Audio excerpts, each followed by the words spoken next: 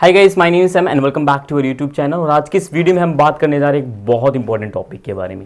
तो देखिए guys, last की कुछ वीडियोस में हमने देखा कि एनए के हम किस तरह से हमने देख सकते हैं। लास्ट की वीडियोस आई होप आपने अच्छी तरह से देखी होगी, प्रैक्टिस की होंगी। अगर कोई भी डाउट हो तो आप मुझसे पूछ सकते हैं। मैंने आपको लिंक भी बताया था कि आप टेलीग्राम पे मुझे सर्च कर सकते हैं इंग्लिश विद सैम करके, वहां पर भी मैं अपडेटेड मटेरियल आपको भेजता रहता हूं। ठीक है, तो आज की जो लेक्चर में हम जो डिस्कस करने जा रहे हैं ना, वो बहुत ज्यादा इंपॉर्टेंट टॉपिक है गाइस। और हमारा कहीं ना कहीं स्कूल लेवल से वो एक प्रॉब्लम बना हुआ है। जैसे कि मैंने आपको बताया तो उसका नाम है टेंस। क्या था उसका नाम? Tense, right. और मैंने आपको बताया था ये जो टेंस नाम का जो वर्ड है हमेशा क्या देता है, हमें टेंशन देता है। और मैंने आपको ये भी बताया था बेसिक्स जो वीडियोस थी कि टेंस नाम का कोई भी वर्ड नहीं होता। इसको जो ये नामकरण ही हालांकि गलत किया गया। जैसे कि मैंने आपको बताया था ये जो वर्ड है ना टेंस, ये एक शब्द से लिया गया, लैटिन का शब्द है टेम्पस। टेम्पस नाम का एक शब्द है लैटिन का, जिसका मतलब होता है टाइम से, राइट। इसका जो सही नाम होता है ना डियर, वो ये होता है कि टेंस का मतलब होता है जो टाइम सेंस को बताए या फिर टाइम वर्ड को बताए, उसको हम टेंस कहते हैं। ठीक है, टाइम वर्ड या टाइम सेंस को जो बताए वही हमारा क्या होता है, टेंस होता है। ठीक है, ये होता है बिल्कुल एक्चुअल डेफिनेशन और इसी को हम पढ़ते हैं। मैं एक बात आपको बता देता हूं, आज तक हमें टेंसेस क्यों नहीं आए, उसका सबसे बड़ा रीजन है क्योंकि हमें उस तरह से पढ़ाया नहीं गया। सबसे बड़ी प्रॉब्लम ये है। मैं आपको इतना कहना चाहूंगा कि इतनी मैं गारंटी देता हूं कि मैं 12 वीडियो डालूंगा सिर्फ, और आपको टेंसेस हमेशा के लिए याद हो जाएंगे। इतनी मैं गारंटी लेता हूं इस बात की। अगर आप वीडियो को अच्छी तरह से देखेंगे, प्रैक्टिस करेंगे, तो आप कभी भी ये चीज भूल नहीं पाओगे। ठीक है, तो इसको समझने के लिए मैंने जो डिवाइड किया हुआ, जो पैटर्न बनाया हुआ, उस पैटर्न को मैं समझा देता हूं। टेंस को समझाने के लिए मैंने 3 फैमिली डिजाइन किए। एक का नाम होता है बी फैमिली, ई फैमिली, और एक का मतलब होता है डू फैमिली, और थर्ड होती है हैव फैमिली। ठीक है, डू फैमिली में जो जनरली हम डिस्कस करते हैं वो हम डिस्कस करते हैं इज, एम, आर। ठीक है, सेकेंड हम यूज डिस्कस करते हैं वॉज, वर।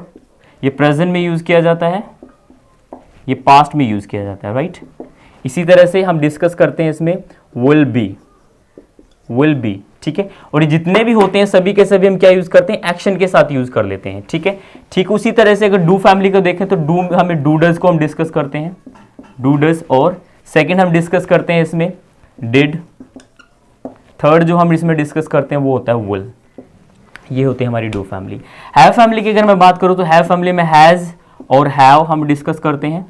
ठीक है, और हैड सेकंड होता है। थर्ड जो होती है हमारी वो होती है विल हैव। ये चीज हम डिस्कस करते हैं। ठीक है, तो एक बार आप देखोगे तो ये 9 टेंसेस नहीं लिख दिए मैंने यहाँ पर, और मैं इतना कह सकता हूं कि आपको इतना इफेक्टिव वे में समझ में आएगा ना, मेरे पास वर्ड्स नहीं है इसके बारे में बोलने के लिए। ठीक है, हम इज एम आर को बी फैमिली के अंदर ये स्ट्रक्चर्स आते हैं, डू फैमिली के अंदर ये स्ट्रक्चर्स आते हैं, और हैव फैमिली के अंदर ये स्ट्रक्चर्स आते हैं।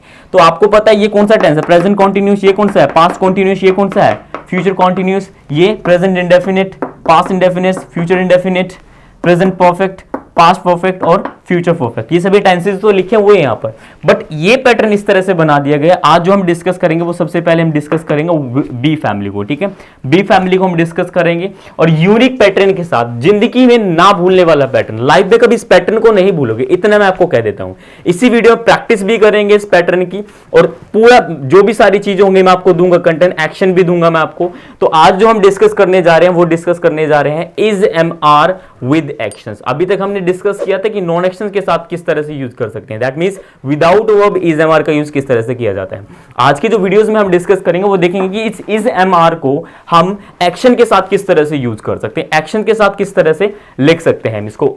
ठीक है, तो ये पैटर्न आप अच्छी तरह से समझ लीजिए। 1 मिनट के लिए स्क्रीनशॉट ले लीजिए इसका, मैं बोल रहा हूं आपको। ठीक है, आई होप आपने ले लिया होगा स्क्रीनशॉट। ठीक है, तो ये पैटर्न हम बिल्कुल डिस्कस करेंगे, और ये पैटर्न करने के बाद इतना मैं बोल देता हूं डियर कि आप कभी भी ये चीज भूल नहीं पाओगे, सारे टेंसेस आपको क्लियर हो जाएंगे। ठीक है, तो टेंस ना कहकर ये टेम्पस के शब्द, एक लैटिन जो वर्ड है, ये लैटिन का वर्ड से बना हुआ है टेम्पस, जिसका मतलब होता है टाइम, और टाइम सेंस को ये बताता है।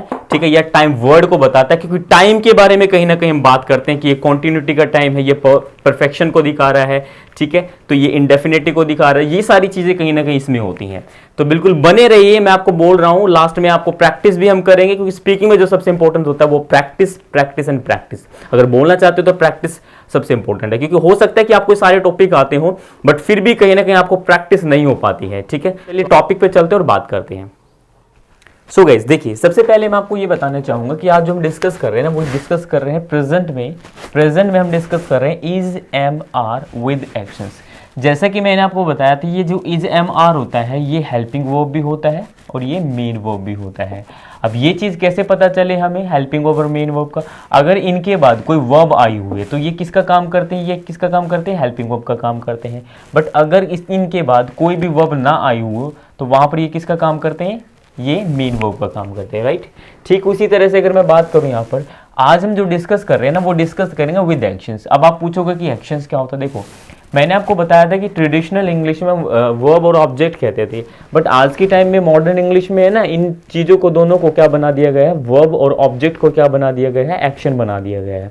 एक्शन वो होता है जिसमें वर्ब होती है, नॉन एक्शन वो होता है जिसमें वर्ब नहीं होती है, राइट। तो आप समझ पाए होंगे हम यूज जो कर रहे हैं वो एक्शन के साथ कर रहे हैं। पहला जो हमने यूज देखा था इसका, वो एन के साथ देखा था, दैट मीन्स विदाउट वर्ब हमने देखा था। आज की वीडियो में एक्शन के साथ डिस्कस करने जा रहे हैं, ठीक है। ये तो हमने देख लिया। अब बात ये आती है, कहानी यहां से स्टार्ट होती है कि कंडीशंस क्या होगी, किस कंडीशन पर इज एम आर का यूज किया जाए। तो एक चीज आप अच्छी तरह से समझ लीजिए, कंडीशन होती है when action is going on. जब भी कोई काम, मैंने क्या बोला, जब भी कोई काम चल रहा हो की सेंस में क्या, गोइंग ऑन की प्रोसेस को बताए।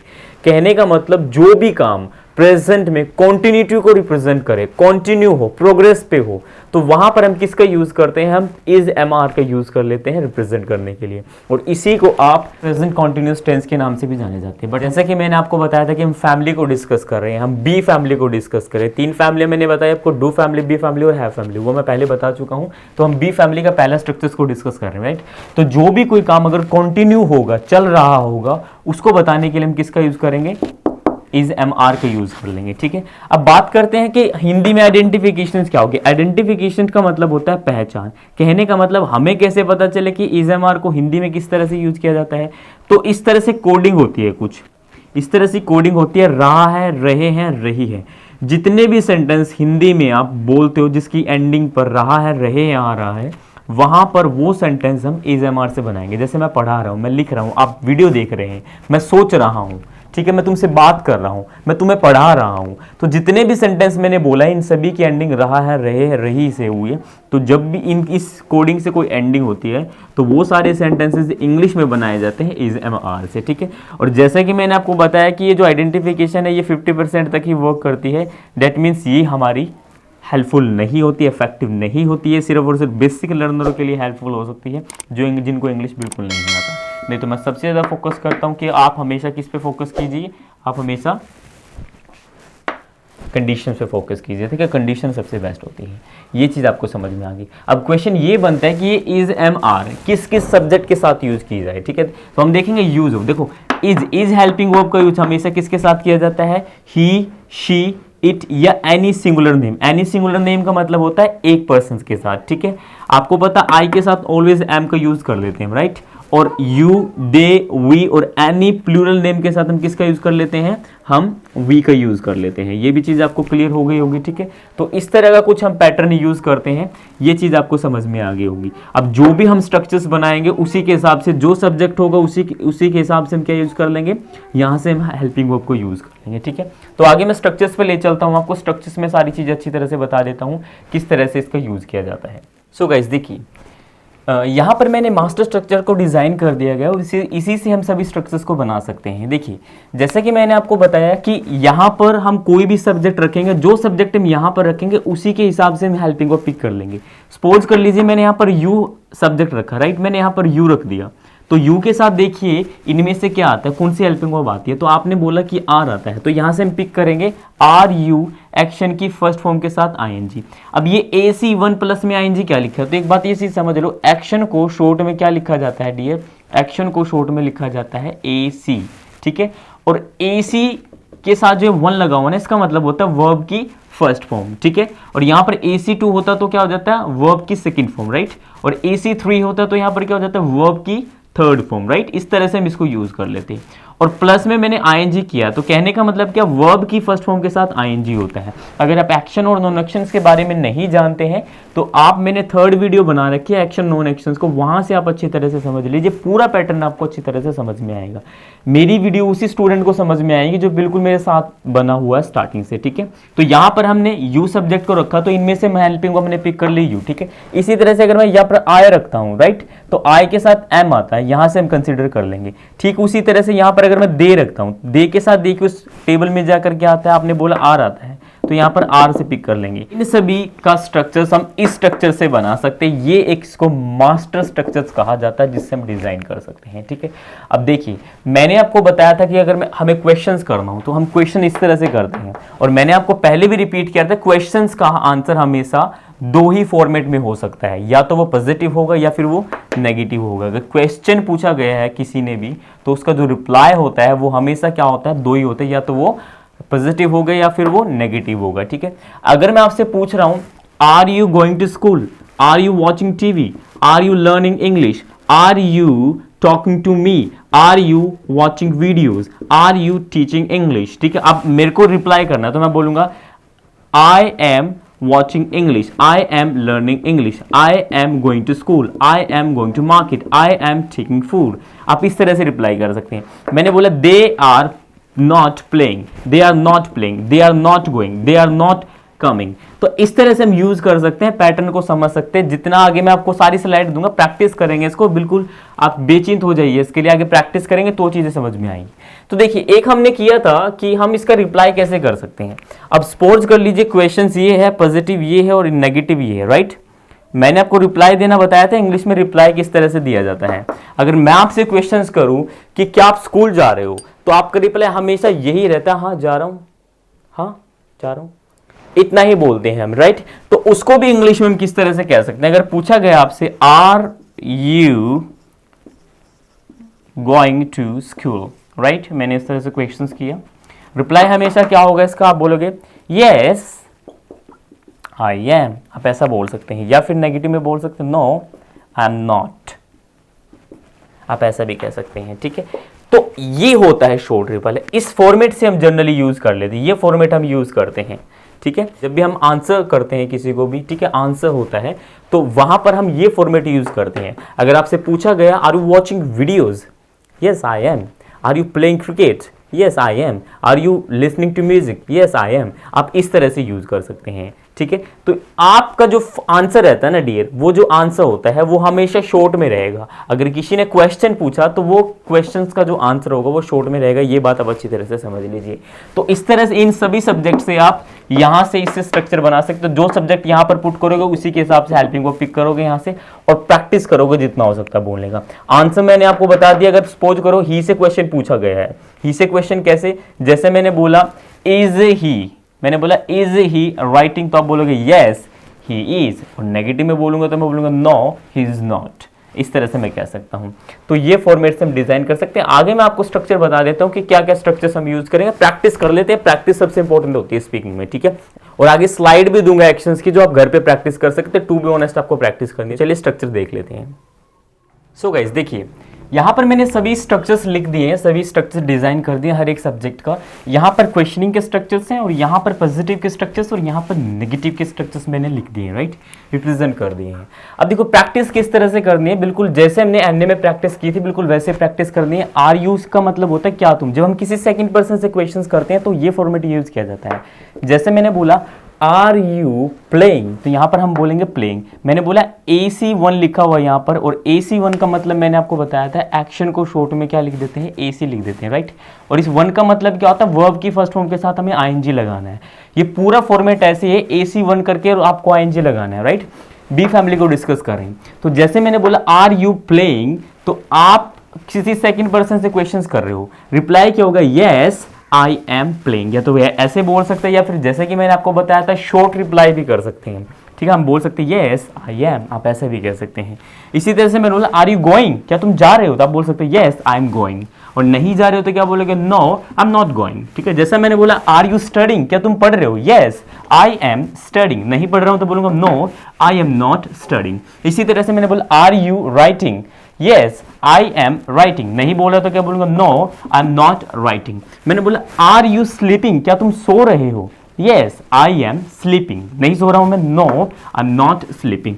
इस तरह से पैटर्न की हम प्रैक्टिस कर सकते हैं, डिजाइन कर सकते हैं, स्ट्रक्चर को चेंज करते हैं स्ट्रक्चर। जैसे मैंने बोला क्या वे, सपोज करो मैंने बोला आर दे टैटलिंग, टैटलिंग का मतलब होता है चुगली करना, राइट। तो मैंने बोला क्या वे चुगली कर रहे हैं, तो हम बोलेंगे यस दे आर टैटलिंग, नहीं कर रहे हैं तो क्या बोलेंगे, नो दे आर नॉट टैटलिंग। इस तरह से हम कह सकते हैं। मैंने बोला क्या हम इंग्लिश सीख रहे हैं, are we learning English, yes we are learning English, नहीं सीख रहे हैं तो क्या बोलेंगे, no we are not learning English. इस तरह से हम कह सकते हैं, ठीक है। एक और इंपॉर्टेंट मैं चीजें आपको बता देता हूं, ठीक है, यहां पर आई होप विजिबल होगा। देखिए ये जो हम यूज करते हैं ना, एम नॉट, आर नॉट,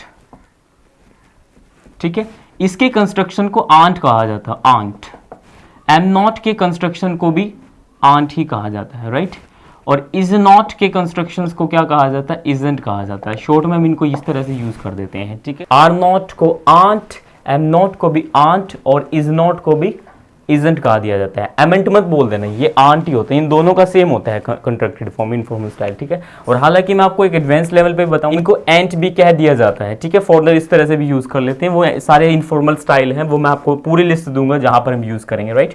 तो इस तरह से हम यूज कर सकते हैं। जैसे मैंने बोला इज ही अब्यूजिंग, क्या वो गाली दे रहा है, यस ही इज अब्यूजिंग, वो गाली दे रहा है, नहीं दे रहा तो क्या बोलेंगे, no he is not abusing. आप इस तरह से भी कह सकते हैं, ठीक है। अब मैं बोल रहा हूं is she teaching, yes she is teaching, नहीं पढ़ा रही है, no she is not teaching, ठीक है। मैंने बोला is Rahul waiting for us, क्या राहुल हमारा इंतजार कर रहा है, yes Rahul is waiting for us, नहीं कर रहा तो क्या बोलेंगे, no Rahul is not waiting for us. इस तरह से हम कह सकते हैं। मैंने बोला is your brother driving a car, क्या तुम्हारा ब्रदर कार चला रहा है, yes my brother is driving a car, नहीं चला रहा तो क्या बोलेंगे, know my brother is not driving a car. इस तरह से हम कह सकते हैं। तो पूरा पैटर्न मैंने आपको बताया कि किस तरह से हम यूज कर सकते हैं। बहुत सारे सेंटेंसेस हम इससे डिजाइन कर सकते हैं। आपको या इस तरह से भी प्रैक्टिस कर सकते हैं, जैसे आप क्वेश्चन की करें या पॉजिटिव की करें। जैसे मैंने बोला कि मैं मार्केट जा रहा हूं, I am going to market, वे मार्केट जा रहे, they are going to market, हम मार्केट जा रहे हैं, we are going to market, वो मार्केट जा रहा है, he is going to market, वह मार्केट जा रहे, she is going to market, Rahul market जा रहा, Rahul is going to market, मेरा ब्रदर मार्केट जा रहा है, my brother is going to market. मैं इंग्लिश सीख रहा हूं, I am learning English, they are learning English, we are learning English, he is learning English, she is learning English, Rahul is learning English, my brother is learning English. इस तरह से भी हम कह सकते हैं। इसी तरह से I am taking a bath, they are taking a bath, we are taking a bath, he is taking a bath, she is taking a bath, Rahul is taking a bath, my brother is taking a bath. इस तरह से भी हम कह सकते हैं, ठीक है। तो कहने का मतलब क्या, पूरी चीजें हम इसमें यूज कर सकते हैं। ऐसे भी सिंगल भी प्रैक्टिस कर सकते हैं और ऐसे भी रिप्लाई कर सकते हैं, ठीक है। जैसे मैंने बोला are you sleeping, are you laughing, are you laughing, are they laughing, are we laughing, is he laughing, is she laughing, is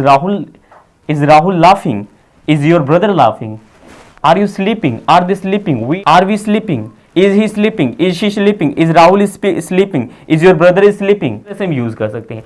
आप एक की भी प्रैक्टिस कर सकते हैं या फिर इस तरह से भी प्रैक्टिस कर सकते हो, सारी चीजें आपके हैंड में है, ठीक है। इस तरह से प्रैक्टिस होती है सारी चीजों की, ठीक है। जैसे मैंने बोला क्या तुम बस का वेट कर रहे हो, तो कैसे बोलूंगा, are you waiting for bus, yes I am waiting for bus, नहीं कर रहा हूं तो बोलूंगा, no I am not waiting for bus, ठीक है।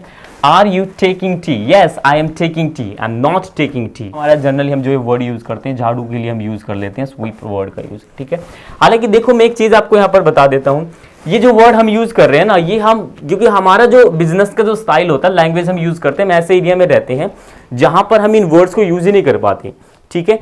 तो सबसे जो इंपॉर्टेंट चीजें होती है बिजनेस के पॉइंट ऑफ व्यू से, वो हमें एक स्टैंडर्ड इंग्लिश की जरूरत होती है।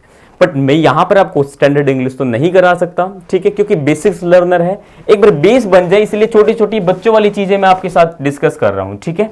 एक मैं कह सकता हूं बहुत इंप्रेसिव वोकैबुलरी दे सकता हूं बिजनेस के जो कॉर्पोरेट सेक्टर्स में यूज की जाती है, राइट। तो उस लेवल से मैं तैयारी करने की कोशिश कर रहा हूं। आपको इतना ही करना है कि इस पैटर्न को फॉलो करते हुए डियर प्रैक्टिस करना है जितना ज्यादा हो सके। कितने ज्यादा वर्ड्स आप वर्ब्स यहां पर लिख सकते हो, ठीक है, उनको प्रैक्टिस कीजिए बोल बोल कर। एक बार पैटर्न याद हो गया ना, तो पूरा पैटर्न हमारा 3-4 महीने जितना भी कोर्स चलेगा ये, ठीक है। और स्पीकिंग का उसमें हम पूरे में यही डिस्कस करने वाले हैं। तो एक बार शिद्दत से बैठ के इसको अच्छी तरह से समझ लीजिए कि किस तरह से इनको यूज किया जाता है, राइट। तो हम इस तरह से प्रैक्टिस कर सकते हैं। जैसे मैंने बोला, क्या तुम खाना बना रहे हो, आर यू प्रिपेयरिंग फूड। देखिए मैंने आपको बताया था मेक और कुक अब नहीं यूज करते इतना, क्योंकि प्रिपेयर स्टैंडर्ड इंग्लिश में यूज किया जाता है बिजनेस के पॉइंट ऑफ व्यू से। Are you preparing food, yes I am preparing food. नहीं तो मैं बोलूंगा no I am not preparing food, ठीक है। मैंने बोला are you teaching English, yes I am teaching English. नहीं पढ़ा रहा तो बोलूंगा no I am not teaching English. इस तरह से भी मैं कह सकता हूं, वो है ना खाना बना रही है, शी इज प्रिपेयरिंग फूड। वो है ना सो रहा है, ही इज स्लीपिंग, ठीक है। वो नहीं जा रहा है, ही इज नॉट गोइंग। वो नहीं आ रही है, she is not coming, right. इस तरह से भी हम कह सकते हैं। ऐसे बोलेंगे वे है ना लेक्चर अटेंड नहीं कर रहे हैं, they are not attending the lectures. इस तरह से भी हम डिजाइन कर सकते हैं। वो पैसे नहीं बचा रहे हैं, they are not saving money, ठीक है। इस तरह से भी हम कह सकते हैं। तो कहने का मतलब क्या, जितना ज्यादा प्रैक्टिस करेंगे उतना ज्यादा चीजें बिल्कुल सही होती चली जाएंगी। आप प्रैक्टिस कीजिए, समझिए इसको। हमने बी फैमिली डिस्कस की है, पूरी फैमिली को डिस्कस कर रहे हो, इतना इफेक्टिव वे में हम इसको कंप्लीट कर लेंगे, आप सोच भी नहीं सकते हैं। तो आई होप ये चीज आपको समझ में आएगी। प्रैक्टिस कीजिए। लास्ट में मैं आपको स्लाइड दे देता हूं पे बैठ के, टू बी ऑनेस्ट जो पैटर्न मैंने आपको बताया प्रैक्टिस कीजिए और इतना इफेक्टिव हो जाएगा ना, आपको टेंसेस वेंसेस हर एक चीज आपको इतनी इजी हो जाएगी इस पैटर्न से समझने के बाद। बहुत मिरेकल होगा मैं कह सकता हूं। कभी लाइफ में टेंसेस के पैटर्न को नहीं भूलोगे। ये जो टेंसेस होते हैं ना, आपको मैं कह सकता हूं कि आप एक बार शिद्दत से मेहनत करो तो आपको 10 से 12 दिन के अंदर कंप्लीट हो जाएंगे और जिंदगी में कभी भूलोगे नहीं। कोई भी सेंटेंस बोल दिया जाएगा, आप क्रिएट कर दोगे, ठीक है। तो जैसे कि मैंने आपको यहां पर बताया कि जो भी सेंटेंस हम रहा रही से बोलते हैं, कॉन्टिन्यूटी को रिप्रेजेंट करते हैं।